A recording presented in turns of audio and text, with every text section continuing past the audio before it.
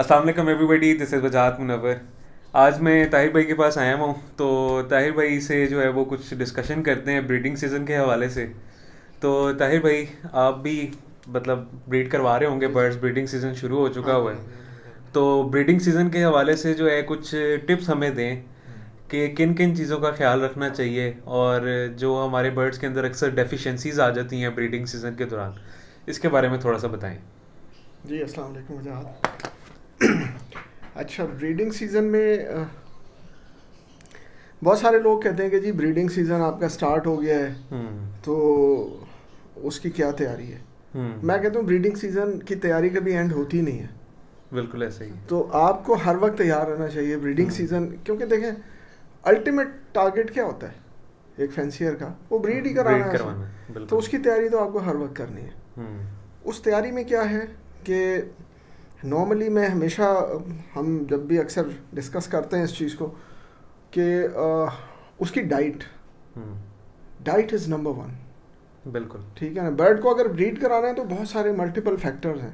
बिल्कुल ऐसा ही है। सबसे पहले तो उसकी एज है, डेफिनेटली अगर एज नहीं है तो उसको ब्रीड पे ना लगाएं आप। हम्म। जो आप टिप्स की बात कर रहे हैं तो उसमें एज नंबर वन फैक्टर है। फिर बिल्कुल उसकी सही डाइट है। डाइट आपने सारा साल उसको अच्छी देनी है। अब ये तो नहीं है कि ऑफ सीज़न में आपने उसकी डाइट को कम कर देना है है। हाँ। और सीज़न में डाइट को बढ़ा देना है, जो कि हमारे यहाँ बड़ी एक नॉर्मल प्रैक्टिस है। हम्म। सो मैं समझता हूँ कि आपको right from the day one till end hmm. उसकी डाइट को बहुत फोकस करने पे क्या देनी है। हाँ, मौसम के हिसाब से कुछ आप थोड़ा सा उसको मनूवर कर लेते हैं, बट लेकिन मेरा ख्याल है कि उसका जो पूरा ओवरऑल प्रोफाइल है न्यूट्रिशनल, उसको कॉम्प्रोमाइज़ नहीं करना चाहिए। तो मैं सारा साल मतलब बर्ड को एग फूड देने के हक में रहता हूँ, और देना भी चाहिए, और मैं खुद भी देता हूँ, खुद भी मेरी ये सही प्रैक्टिस है। रहती है। सही है। अभी जैसे देखें गर्मियाँ आ जाती हैं, तो उसके अंदर हाँ। एग फूड देना सही रहता है।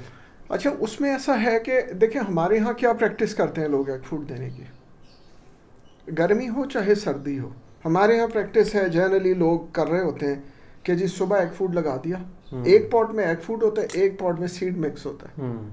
अच्छा, वो सुबह लगा दिया उन्होंने और वो सारा दिन पड़ा रहता है एग फूड। बिल्कुल ऐसा ही वो है। चाहे गर्मी है चाहे सर्दी है, वो एग फूड उसकी बॉडी की जो डाइटरी रिक्वायरमेंट है उसका मेरा ख्याल है 10 से 15% भी नहीं है। तो उसका जो बॉडी वेट है उस हिसाब से 5-6 ग्राम, 8 ग्राम, 10 ग्राम एग फूड बन गया, 5 ग्राम 6 ग्राम बनेगा।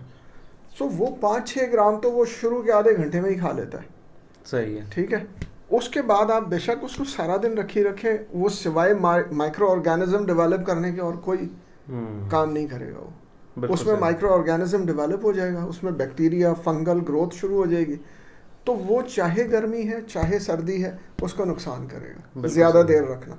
अच्छा, अननेसेसरी रखना। गर्मी में ज़रा ये काम जल्दी हो जाता है, लेकिन अगर आप अर्ली इन द मॉर्निंग गर्मी में दे दें उसको, और विद इन मेरा ख्याल है विद इन एन आवर अगर आप वो पॉट्स उठा लें तो कोई उसमें इशू नहीं है। मैं सारा साल यही काम करता हूँ। इवन सर्दियों में भी मैं मतलब 2 घंटे के बाद एग फूड की ज़रूरत ही नहीं है उसको रखने की। उसने अपनी बर्ड ने अपनी रिक्वायरमेंट कर ली पूरी। अब आप अगर उसको रख रहे हैं तो वो गलत प्रैक्टिस है, उसका कोई फ़ायदा नहीं आना, उल्टा उसका नुकसान ज़रूर हो सकता है उसका। सही है। वो खाएगा तो बैक्टीरियल ग्रोथ होगी, क्रॉप के वो अंदर देखे ना, इन्फेक्शंस क्रॉप के होंगी। अंदर इन्फेक्शन हो जाएंगे उसको, और वो बच्चों को भी फीड कराएगा उसी किस्म की इन्फेक्ट, क्योंकि उसमें जो उसकी रेसिपी है एग फूड की, नॉर्मली उसमें सोक सीड है, जर्मिनेटेड सीड है, और उसमें हम बाज़ात और बस बहुत सारी ऐसी चीज़ें जो जल्दी रेंसेड हो जाती हैं, ऑयल यूज़ करते हैं, जो कि बिल्कुल गलत प्रैक्टिस है। एग फूड में ऑयल यूज़ करना, इसके मैं खिलाफ हूँ। सही है। तो क्योंकि वो रेंसिडिटी की तरफ जल्दी चली जाती हैं ऐसी चीज़ें, जल्दी स्मेल कर जाएंगी, बर्ड दूर हट जाएगा। आप देखें अगर आपने ऑयल भी यूज़ करना है, तो ये सारी हम ब्रीडिंग के हवाले से ही बात कर रहे हैं ना, तो ऑयल भी यूज़ कर रहे हैं तो आप सीड के ऊपर लगाएं, सीड के ऊपर लगाएं। और ये नहीं हो कि सीड के ऊपर आपने 2 घंटे में लगाया और उसको बर्ड को सर्व कर दिया, वो तो उसके हस्क के ऊपर ही लगा रह जाएगा। तो कितनी देर लगा रहना? मेरा ख्याल है कि 24 घंटे उसको आप लगाएं। सही है। आज आपने सुबह जब पॉट, अगले दिन जो लगाना है आपने सीड, तो उस पे ऑयल आज सुबह लगा दें, अगले दिन आप उसको दे दें, ताकि वो उसके कर्नल तक डीप डाउन उसके अंदर सोक इन हो जाए। अंदर से तो उसने उसका कर्नल खाना है, हस्क को तो उसने फेंक देना है। अगर 2 घंटे हस्क के ऊपर ही लगा रहा और उसने उतार के फेंक दिया छिलका, तो वो उसको तो ऑयल मिला ही नहीं बर्ड को। तो जब तक वो उसके कर्नल और सीड की उसमें पेनिट्रेट नहीं करता तब तक तो फ़ायदा नहीं है। तो आप उसको 24 घंटे लगाएं और अगले दिन सर्व कर दें बर्ड को।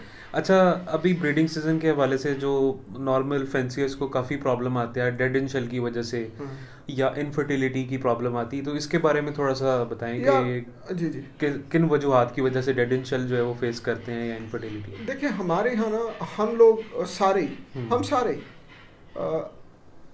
एक शायद वजह समझते हैं डेड इन शेल की, और वो है ह्यूमिडिटी। बिल्कुल ऐसा ही है, सब यही समझते हैं वेदर की वजह से। हाँ, बस वो कहते हैं बाकी हमारा तो कसूर कोई है नहीं उसमें, वो सिर्फ ह्यूमिडिटी की वजह से। लेकिन मेरा ख्याल है कि जो डेड इन शेल शायद वो तीसरे चौथे नंबर पर है, humidity is one of the reason, but वो पूरी की पूरी वो वजह नहीं है। देखें, सबसे पहले बर्ड की एज मैटर करती है। अगर बर्ड एज में नहीं है तो वो क्या ब्रीड करेगा? आप मुझे बताएं, 6 महीने का हमारे यहाँ क्या जनरल प्रैक्टिस नहीं है बर्ड को ब्रीड? बिल्कुल ऐसा ही है। 6 महीने के मैं खुद भी 6 महीने का बर्ड जो है वो ब्रीड पे लगा देता हूं। हाँ, 6 महीने 7 महीने हम प्रैक्टिस, जो कि गलत है। वो लास्ट टाइम भी हम शायद बात कर रहे थे कि एथिक्स के भी खिलाफ है, अनएथिकल भी है, अननेचुरल भी है।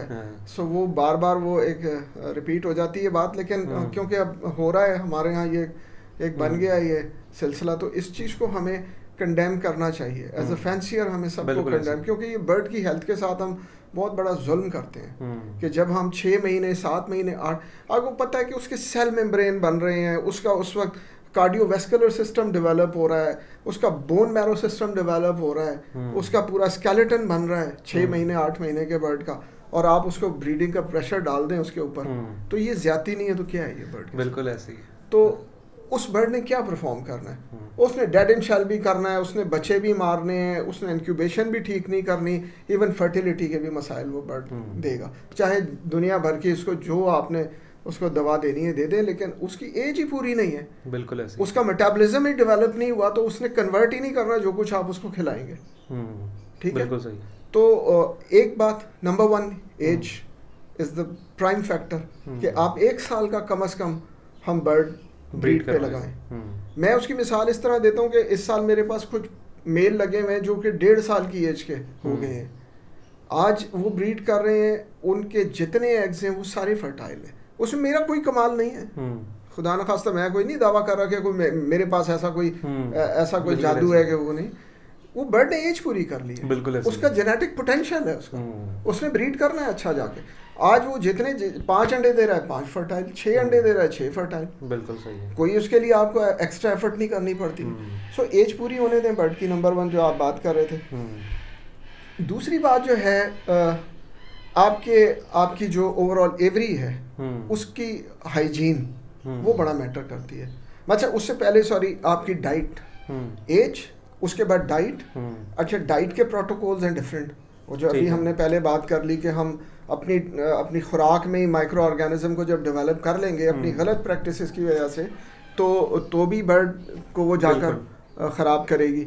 बाज़ औक़ात हम एक्स्ट्रा दे देते हैं चीज़ें। आजकल वो एक रुझान है इस चीज़ का कि लोग जी वो बहुत ज़्यादा दे देते हैं प्रोटीन, और प्रोटीन में मुख्तलिफ़ किस्म की सोर्सेज हैं, लाइक झींगा और फिश मील और चिक क्रम्स, ये सारी चीज़ें आजकल काफ़ी लोगों को मैं देख रहा हूँ जो कि वो इस चीज़ में है कि वो प्रॉन्स दे रहे हैं और सारी चीज़ें। हालांकि अगर हम उसकी थोड़ी सी केमिकल एनालिसिस करें तो प्रॉन या फिश मील, जो ये हमारे जो सी फूड्स हैं, इनका तो सोडियम लेवल बहुत ज़्यादा है। ठीक है, और जिस तरीके से इसको हैंडल किया जाता है, इसकी मील बना के जैसे इसको हैंडल करते हैं हम लोग, उसमें वैसे भी सैंड सिलिका की मिकदार भी ज़्यादा है जो जाकर बर्ड की इंटेस्टाइन को ख़राब करती है। ठीक है, तो उसको इंटेस्टाइनल प्रॉब्लम शुरू हो जाते हैं बर्ड को। बिल्कुल। अच्छा, अब हमें नहीं पता कि देखें, मैं ये नहीं कह रहा कि आप झींगा ना दें या आप इस किस्म की कोई प्रोटीन की सोर्स ना दें, वो दें आप पहले, लेकिन आपको क्या पता है कि इसकी बॉडी वेट के हिसाब से उसको चाहिए कितना, उसको वो नहीं चाहिए, वो नहीं किसी को पता। अच्छा, क्या होता है उसमें हम उसको ओवरडोज कर देते हैं। बर्ड का आपको पता है कि उसका जो एकदम मेटाबॉलिज्म तेज़ होता है, उसका ब्लड सर्कुलेशन तेज़ हो जाता है। बाज़ औक़ात फीमेल्स एग के ऊपर से उठ जाती हैं, मेल एग के ऊपर से फीमेल को उठाता है, ड्रैग करता है, बॉक्स से बाहर निकालता है, होती हैं इस किस्म की चीज़ें। तो वो हम कह रहे होते हैं कि यार ये क्या हो गया, वो इम्बैलेंस ऑफ डाइट की वजह से हो रहा है सारा कुछ। तो ये जो हम प्रोटीन की रेस में लगे हुए, हम बैलेंस डाइट दें, बैलेंस सीड मिक्स दें जिसमें प्रोटीन भी हो, जिसमें कार्बोहाइड्रेट्स भी हो एक सर्टेन लेवल के, जिसमें फैट का एक लेवल हो।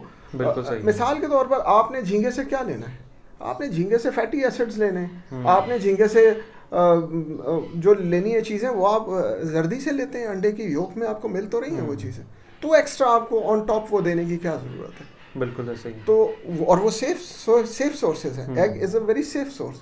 तो हम सेफ सोर्सेज की तरफ जाएं। मेरा कहने का मकसद है कि डाइट को बैलेंस करें। बिल्कुल ठीक है, पहले एज पूरी होने दें, डाइट बैलेंस कर दें। आप अब तीसरे आ जाएं अपनी एवरी की हाइजीन की तरफ।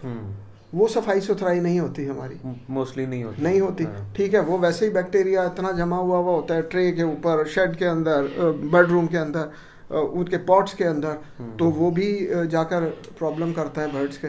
और नंबर 4 जो है, और बल्कि ये बहुत इंपॉर्टेंट है, हमारे यहाँ पानी की कोई मैनेजमेंट नहीं है और ना हम इसको डिस्कस करते हैं। आपको पता है कि 80% जो दुनिया के बर्ड हैं, 70 से लेके 80% उनकी बॉडी पानी से मिलके बनती है। बिल्कुल ऐसे। वो अगर आप 70% कंटेमिनेट कर दें एक चीज़ को, तो उसे क्या परफॉर्म कर बॉडी की। तो वो अगर उनकी एनाटमी को भी आप स्टडी करें तो उनकी बॉडी में पानी है। बिल्कुल ऐसा ही। तो पानी अगर आप major part of the body को कंटेमिनेट कर दें, अगर ख़राब पानी दें, पानी को साफ़ सुथरा ना रखें, चाहे ओपन पॉट में दें चाहे क्लोज वेसल में दें, पानी 6 घंटे में चेंज करना है आपने, उसकी रिक्वायरमेंट है। अदरवाइज उसके अंदर वो जो फिल्मिंग बनती है और उसके अंदर जो बैक्टीरिया है, इकोलाई है, वो सारे प्रॉब्लम्स हैं, वो जाके बर्ड को फिर तंग करेंगे। तो मेरा कहना ये है कि अच्छा, और फिर लास्ट में आती है इसकी ये ह्यूमिडिटी। बिल्कुल सही है। अब हम वो लास्ट वाले को पहले पकड़ते हैं, हाँ। कि उधर से जाकर चीज़ को सही करें और पीछे की 3 चीज़ें छोड़ देंगे जब आप, और जो कि मोस्ट इम्पॉर्टेंट है, तो वो जितनी चाहे ह्यूमिडिटी को पकड़ी रखें आप, अगर ये पीछे आपकी चीज़ें पूरी नहीं है तो वो फिर ब्रीडिंग में आप परेशान रहते हैं। तो इसलिए बहुत ज़रूरी है कि humidity is one of the factor, वो ह्यूमिडिटी बैलेंस होनी चाहिए। अच्छा, और दूसरी ह्यूमिडिटी में ये नहीं है कि वो जो 20-25 रुपए का मीटर जो आपको बता रहा है वो ह्यूमिडिटी है। देखिए, ह्यूमिडिटी जो है वो है उसके बॉक्स के अंदर, वो जो इतनी सी नेस्ट उसने बनाया है, जो एग्स उसमें पड़े हुए, वहाँ की ह्यूमिडिटी मैटर कर रही है। बाहर अगर उसमें वो तो बॉक्स के अंदर तो मेजर ही नहीं कर सकते। हाँ, वो तो नहीं कर सकते, और वो मेंटेन कर लेते हैं बर्ड। मैंने जो लोग ओपन पॉट में पानी देते हैं, तो वो बर्ड आपको पता है कि अपने आप को गीला करता है, नहाता है, थोड़ा सा गीला करता है, पानी पीता है, तो वो जाकर बैठता है, ह्यूमिडिटी हो जाती है। अच्छा, हम जो उसको मुख्तलिफ किस्म के नेस्टिंग मटेरियल देते हैं, वो उसको वो गीला कर लेता है, उसकी ड्रॉपिंग भी होती है टू सम एक्सटेंट। तो वहाँ और कमरे में ह्यूमिडिटी फ़र्क होगी। बिल्कुल। अगर आप कभी भी मेजर करें ना नेस्ट के अंदर ह्यूमिडिटी क्या है, तो वो कमरे से बहुत फ़र्क होगी। हम कमरे के मीटर पे ह्यूमिडिटी पूरी करते करते इधर की बढ़ा देते हैं, ठीक है, तो उधर ऑलरेडी ज़्यादा होती है। बिल्कुल सही। और अगर बहुत ज़्यादा ड्रॉप हो जाती, लाइक जैसे अब हम जिस लाहौर की बात कर लें, तो इधर बहुत ज़्यादा ड्रॉप नहीं होती ह्यूमिडिटी। हमारे यहाँ का वेदर, लाइक जैसे अगर हम साउथ की तरफ चले जाएं या क्वेटा की तरफ चले जाएं, तो वो जो साइबेरियन विंड का जो इफेक्ट है वहाँ पर, वो तो बहुत ड्राई है वेदर, वहाँ उनके लिए एक बहुत बड़ा प्रॉब्लम है। लेकिन अगर आप देखें कि हम नॉर्थ की तरफ जब मूव करते हैं, तो ह्यूमिडिटी को बहुत बड़ा चैलेंज नहीं है। प्रॉब्लम हमारी न्यूट्रिशन, प्रॉब्लम हमारी हाइजीन, और प्रॉब्लम हमारी क्या है कि हम कम एज का बर्ड लगाते हैं। बिल्कुल सही। ये प्रॉब्लम्स है। यहाँ तो वेदर का ज़्यादा कितनी ड्रॉप होती है। अगर मतलब अगर आपके पास 10-15 भी आपके बर्ड रूम में है ना, तो 15-15 डिग्री पर ह्यूमिडिटी पर आप बच्चे हैच नहीं होते, देखे आप? बिल्कुल होते हैं, हो रहे होते हैं। वो कहाँ से पूरी हो रही है? वो नेस्ट के अंदर मेंटेन है ह्यूमिडिटी उसकी। बहुत अगर आपको लगता है कि प्रॉब्लम है, तो हल्का सा स्प्रिंकल करते हैं बॉक्स के ऊपर, हल्का सा, तो वो थोड़ा जो वेट हो जाएगा, उसकी वजह से अंदर थोड़ी सी ह्यूमिडिटी और 5-10 डिग्री बढ़ जाएगी। सो हम हर वक्त ह्यूमिडिटी को देखें, लेकिन 24 घंटे नहीं, पीछे की जो 3 अहम चीज़ें हैं उनको ज़रूर हम जहन में रखें और उन पे ज़रूर फोकस करें, काम करें। तो वो इंशाल्लाह मेरा ख्याल है जिस रीजन में हम लोग रह रहे हैं, यहाँ तो जनरली हमें इस किस्म के प्रॉब्लम नहीं होने चाहिए। बिल्कुल सही है।